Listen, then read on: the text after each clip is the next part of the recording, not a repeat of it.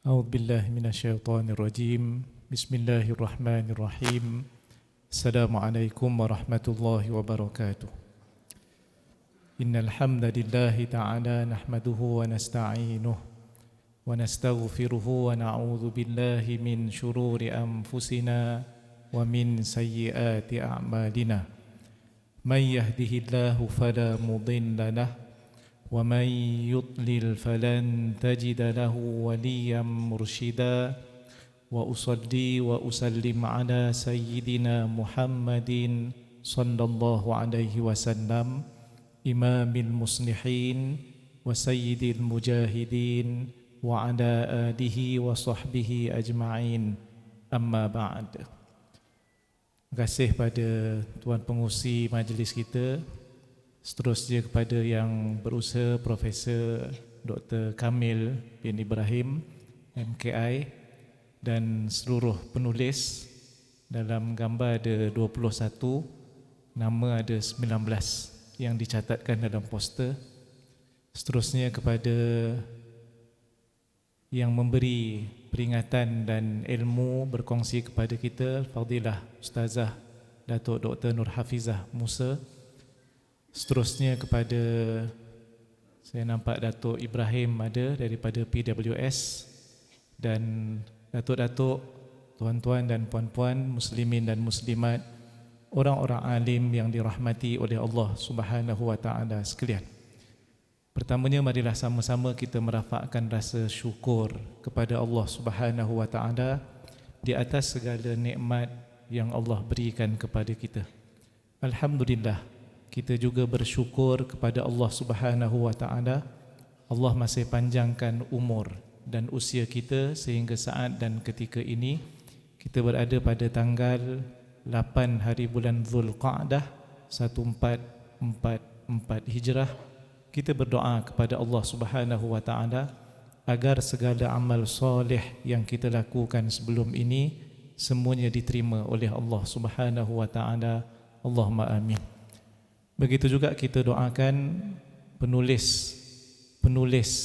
yang menghasilkan karya kita pada kali ini, iaitu ujian kita, usah berduka cita, akan menjadi ilmu yang dimanfaatkan, yang pahalanya akan mengalir walaupun selepas meninggal dunia nanti, sebagaimana yang disebut oleh Nabi SAW dalam Sahih Muslim daripada Abu Hurairah, idza matal insan inqata'a amaluhu illa min thalath, shadaqatin jariyatin aw ilmin yuntafa'u bih aw waladin salihin yad'u lah.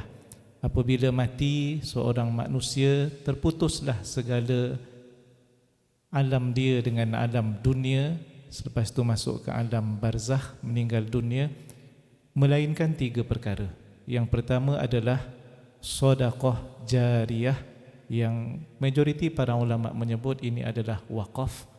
Yang kedua adalah ilmu yang dimanfaatkan, yang ini kita doakan kepada seluruh penulis, kerana di dalamnya walaupun menceritakan tentang pengalaman masing-masing, saya mula mengenali juga warga kondo, begitu juga dengan bibi yang mulutnya Masya Allah, begitu juga dengan cerita bagaimana salah seorang penulis yang kehilangan kereta diuji oleh Allah Subhanahu wa taala.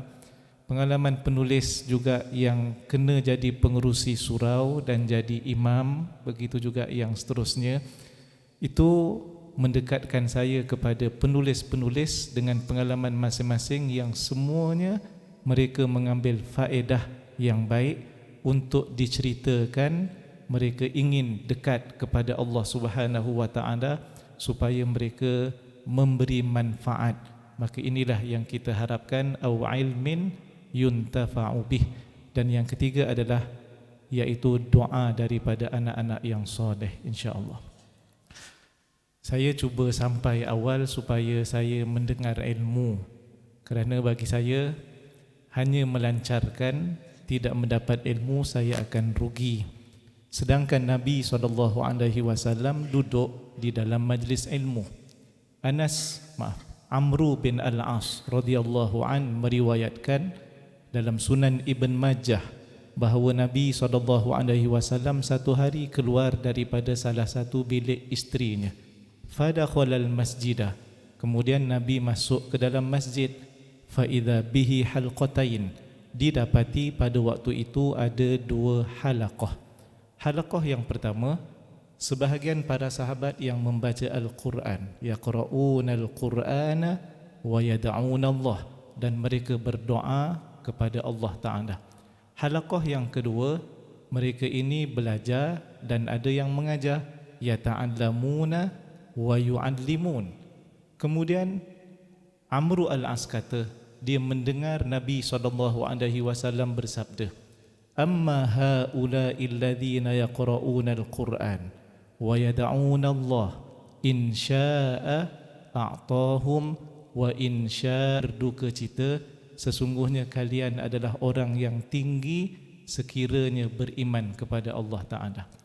Peristiwa yang berlaku kepada Nabi dan juga Sayyidina Abu Bakar apabila keluar daripada kota Mekah, dalam surah At-Taubah, Datuk Ustazah Nur Hafizah tadi sebut ayat yang kemudian daripada itu, saya bacakan ayat yang sebelum daripadanya, At-Taubah ayat yang ke-40, iaitulah firman Allah Ta'ala, illa tansuruh faqad nasarahu Allah idh akhrajahu alladhina kafaru thaniya ithnain idh huma fil ghar idh yaqulu li sahibihi la tahzan innallaha ma'ana.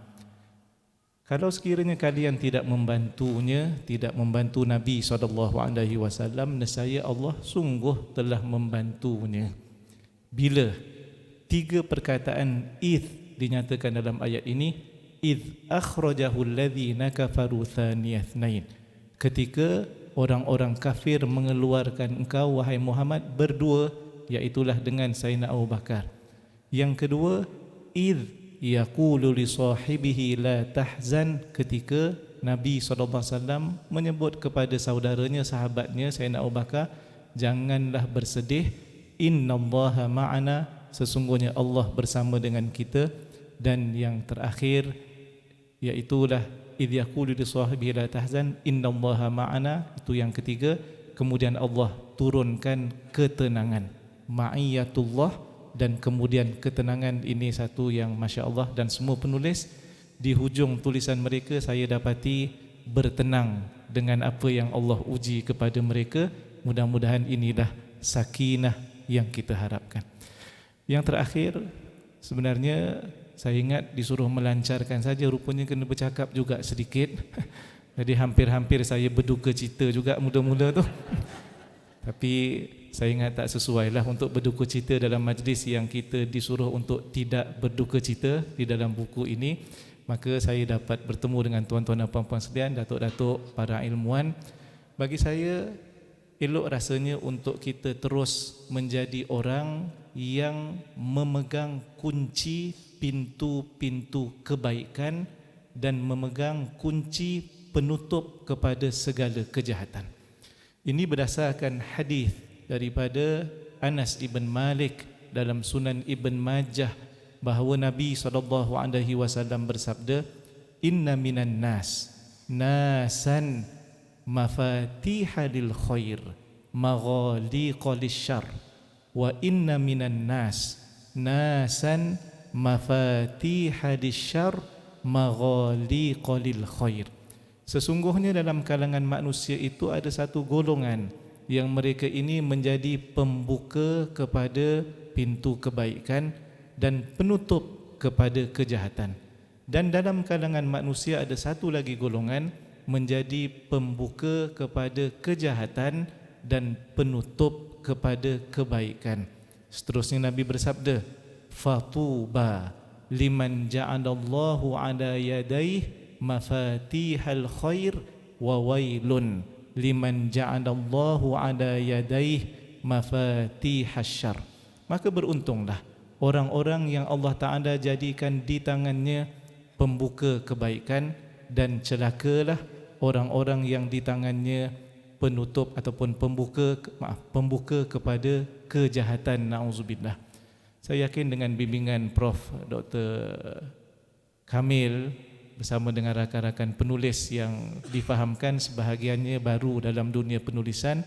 Ini adalah membuka pintu-pintu kebaikan selepas ini insya-Allah, dan kita dapat akhirnya ilmu dengan tulisan-tulisan mereka walaupun tidak berjumpa secara fizikal, tetapi kita sudah berjumpa dengan tulisan-tulisan yang kita baca.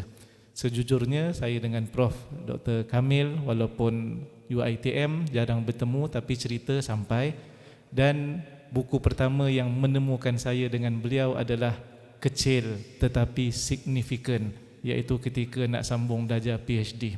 Cuma saya fikir kalau Dr. Kamil dia main golf waktu terluang di UK, saya ingat susah nak main golf di Jordan pada waktu itu. Sebab saya pun tak tahu ada padang golf ataupun tidak di Jordan. Tapi yang penting saya akan cari cara lain untuk rilis. Apabila kita menulis dan fokus kepada ilmu, mesti ada aktiviti lain. Itu mungkin maqasid yang ingin disampaikan dalam buku itu. Apapun, tahniah sekali lagi kepada Prof dan juga barisan penulis. Terima kasih kepada semua. Saya dengan ini, dengan lafaz Bismillahirrahmanirrahim, melancarkan buku, iaitulah ujian kita, usah berduka cita. Aku qauli hadza astaghfirullahal azim li wa lakum. Assalamualaikum warahmatullahi